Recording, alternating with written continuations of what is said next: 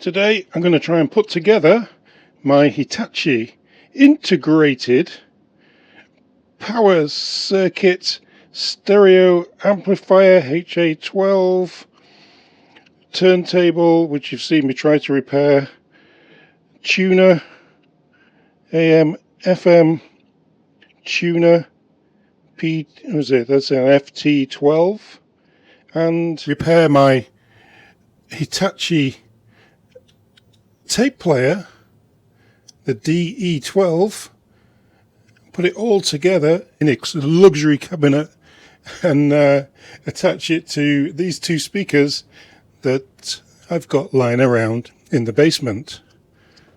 I think these would make a great companion to this little stereo. So first of all, before we get on with the tape player, let's have a look at the booklet that came with it. Now this would be the Hitachi Hi-Fi System, Science for the Senses. There's no date on the book, but I'm thinking very early 80s, 83, 84. Now these are the higher end. This is a twin cassette.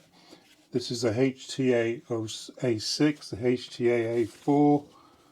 We've got the HTA-35, which came in at that time $820, I believe, looking at the the way somebody's written the price on.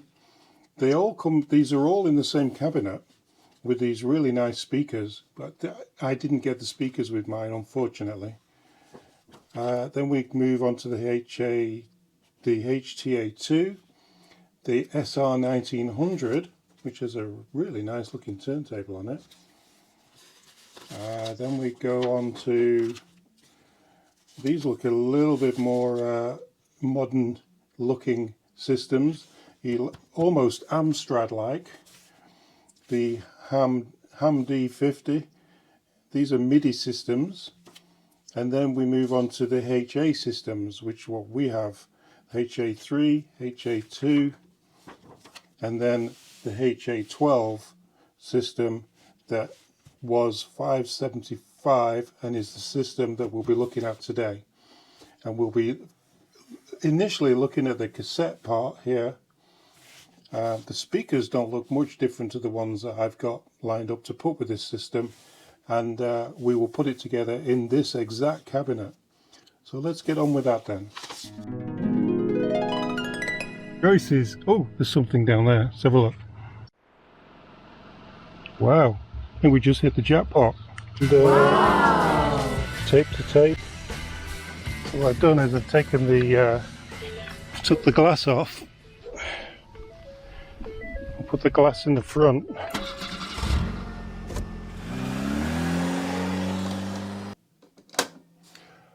So let's get inside it.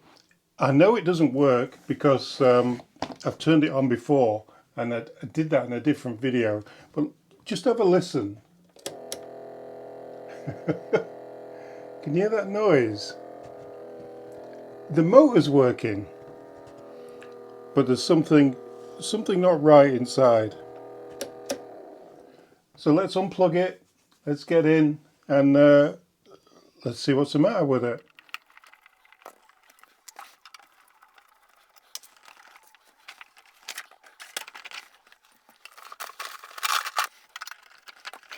You can see the belt has gone, definitely gone. But what's that noise? That noise must be the motor turning. So let's plug it in, turn it on. Let's see if that motor is the motor turning. I wonder if we can make that motor any quieter with some oil. Turn it on. Yeah, there we go. So that's the motor turning.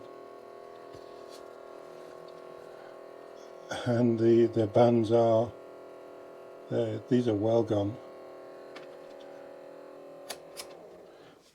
So I do actually have a kit that I ordered for this, and these are supposed to be the bands for this. HDE12, and this is DE12. Yep. So we have a larger band, small band. Wow, I've got 1, 2, 3 bands to put on it. It's a UK based company. So let's try and... So we got this small band is probably going to go over here. This band is most likely going to go for the timer, and this big band will go over here for the... Oh yeah, it's well gone. It's going to be... Oh yeah, we can take a few things out and get to that band. Okay, let's get on with it. I'm going to have to clean it. I'm going to have to clean all this lot out and then get these bands on. So I'll get back to you when we get to cleaning it out. Well, get back to you when I've cleaned it out and I'm about to put the bands on. But yeah, this is a real proper... These are really messy. I've got most of it off. I'm using the 99% isopropyl liquid isopropyl, whatever it is. Anyway, that seems to work quite well for me. And yeah, you can see it's very, very gummy in there. So it's going to take a while to clean these all up.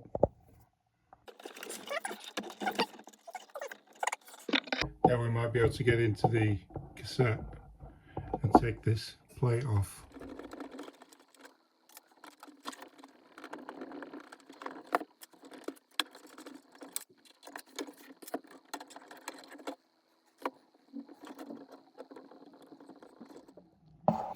So this one must go up, over and onto there.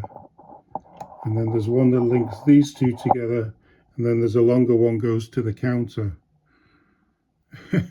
I'm wondering if it's worth having the counter work. I don't think I'll bother ripping it apart to get to the counter.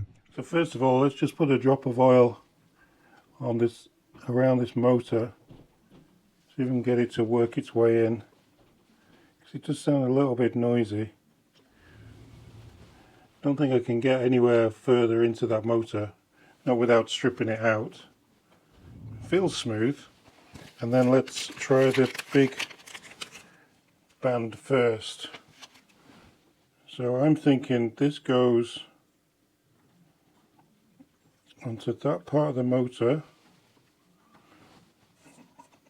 God, it's tricky.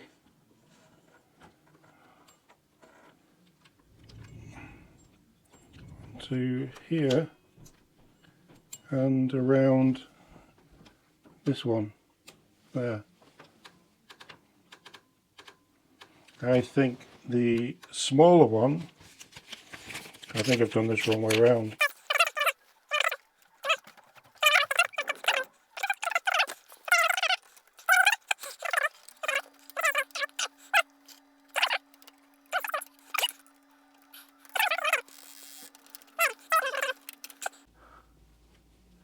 There we are. So it must spin that way. Don't know what the other way does. And yeah, the counter, there's a band goes from there into here. That would mean I'd have to take all this apart just to make the counter work. And I'm not going to do that.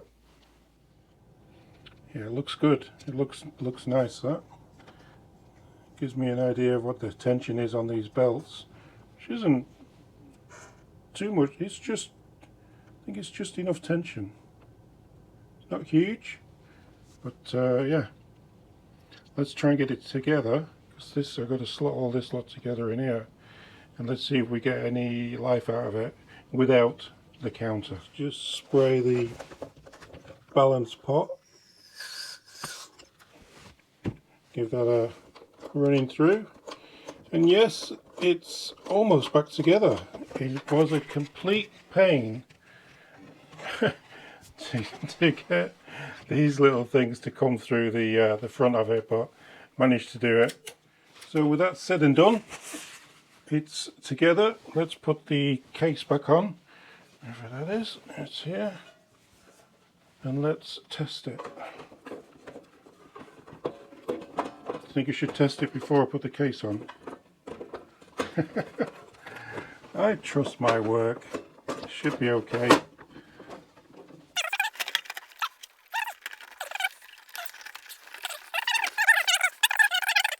So it's plugged in.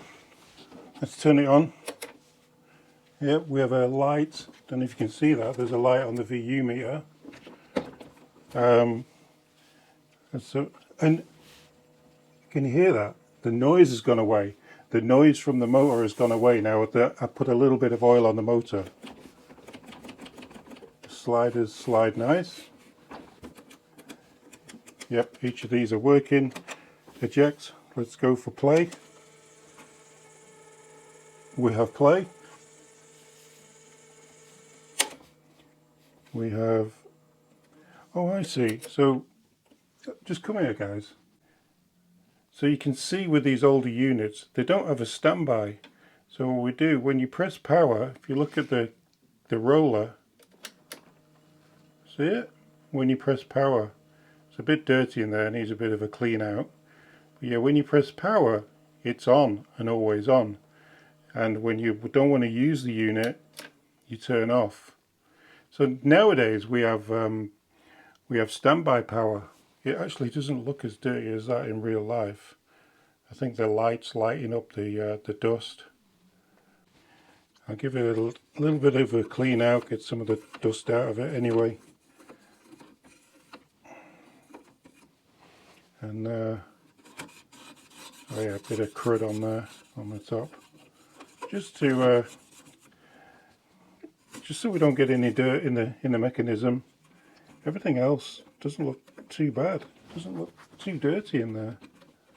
So according to this, they had the cassette on the bottom, then the tuner, then the amp.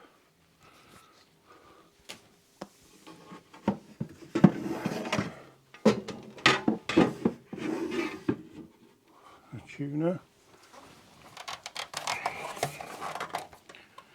the amp.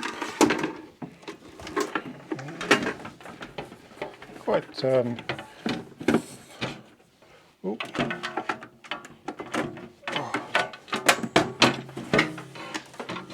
There you go. So there's the amp, the tuner, and then let's get the cassette. There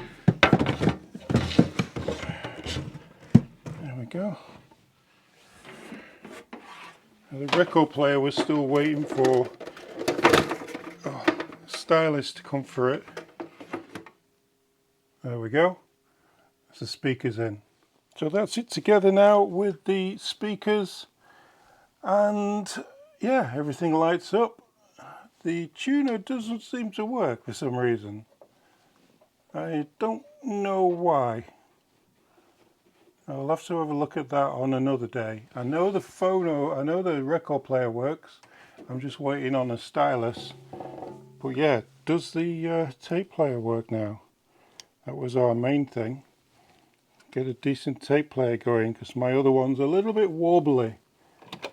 Let's go with the Police. Oh, hold on. Let's turn. Oh, we have to turn it on. And when you turn it on, it's quiet now. Absolutely quiet. The VUs light up. So let's go with it. I can't play much of that. I'll tell you what I could do. I could turn the sound off, and you can see the VUs. There you go. See the VUs working. That's pretty cool.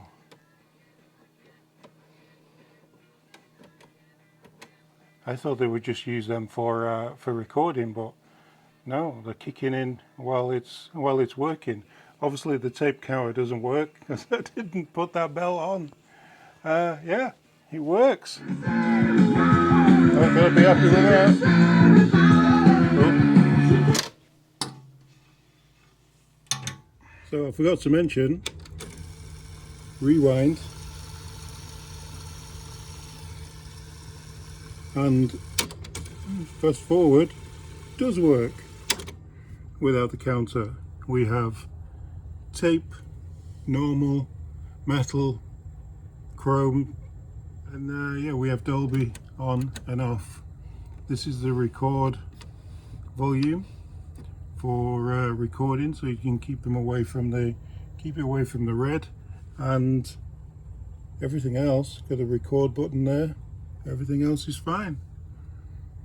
I like it. I really like it. Yeah, I think this is this won't be getting sold. This will be playing a few of my albums and tapes for a long time yet. One takeaway from this video: it was free. Just cost me a few belts and another belt, and I think $12 for the stylus. See you next time.